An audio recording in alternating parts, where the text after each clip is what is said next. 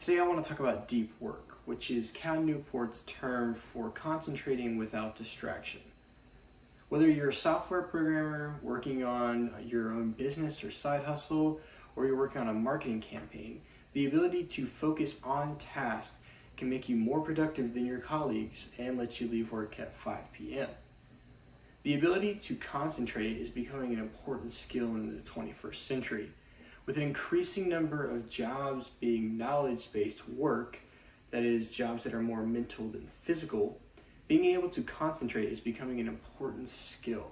It is also becoming a rare skill, which means that if you can master concentrating without distraction, you're going to have a distinct advantage. In our natural state, we follow the principle of least resistance, which without clear feedback to our impact on the bottom line, we tend towards behaviors that are the easiest. We also will use busyness as a proxy for productivity. This means that we do as many tasks as possible in a visible manner to make it appear that we're doing a lot of work. This is the opposite of deep work. This is working with a distracted mind, or you could call it shallow work. This idea stems from the term attention residue, which was coined by Sophie Leroy to describe how thoughts carry over when you switch between one task to the other. When distractions occur, this residue hangs around and doesn't allow us to switch to the next task with our full cognitive resources. We can all think of distractions that happen in the workplace, and it's no surprise that we can never reach a state of deep focus with the frequency of them. So how do we achieve deep work? It isn't easy in the modern workplace, but it is possible. Most likely, you're gonna have to put some effort into starting up deep work sessions. But first things first, the easiest way to reduce the willpower necessary to enter a state of deep concentration is to have a startup ritual. I briefly outlined rituals in my previous video, 5 Overlooked Killers of Productivity, which if you haven't seen that video, go ahead and check it out after this video. And if you want me to make another video outlining my rituals, leave that in the comment section below. The next thing I like to do is to identify the one thing that I will work on during my deep work session. When you complete one task and then move on to the next task, you reduce the switching back and forth between tasks, which reduces the attention residue mentioned earlier in the video. Multitasking is the enemy of deep work. And yes, checking notifications or social media real quick is multitasking.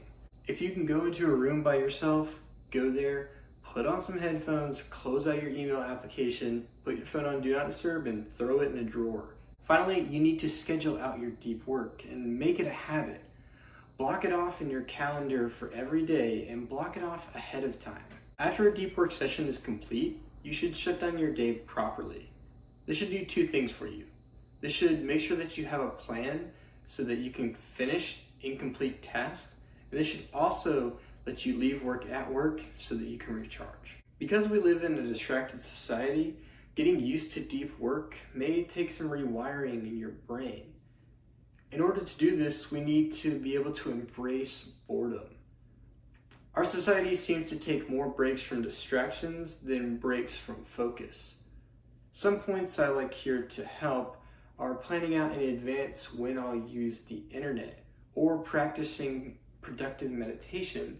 For example, going on a walk and focusing on a single problem. One other thing you can try is quitting social media, whether that's just for the workday or altogether.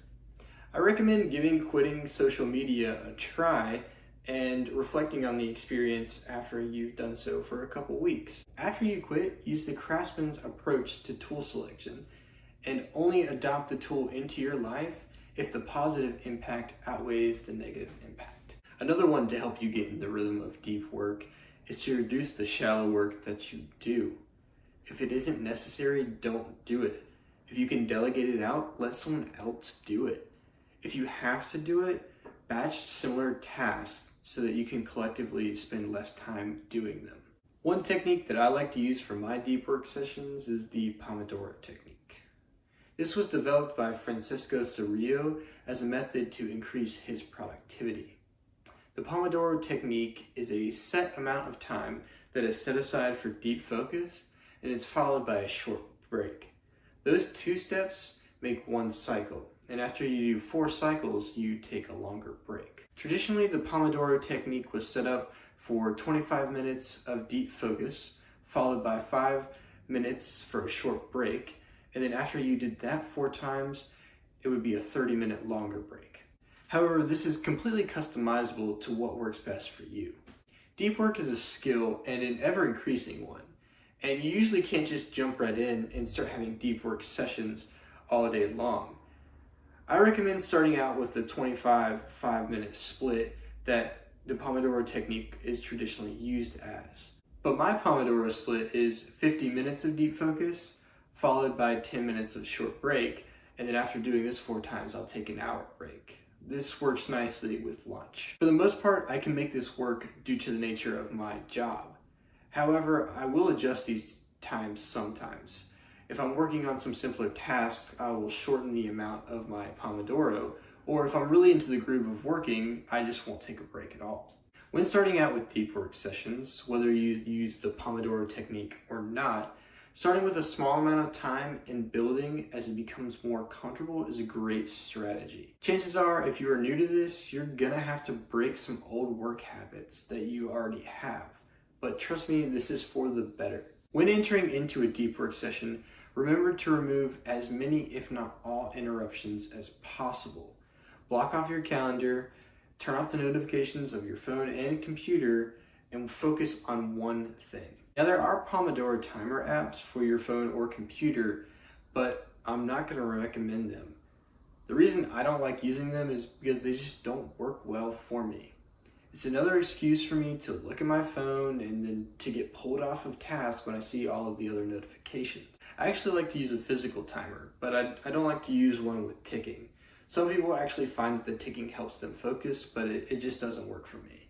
Another interesting idea is to create a playlist that is the length of your Pomodoro. And when the music stops playing, you stop working. I actually think I'm going to be giving this one a try because I like listening to music when I work. So those are my thoughts on deep work and a little bit about how I do it. Let me know your thoughts in the comment section below. If you haven't liked this video yet, or if you haven't subscribed, please take the time to do so now. It's really going to help our channel grow. And finally, I want to challenge everyone to do something nice for someone random this week. See you next time.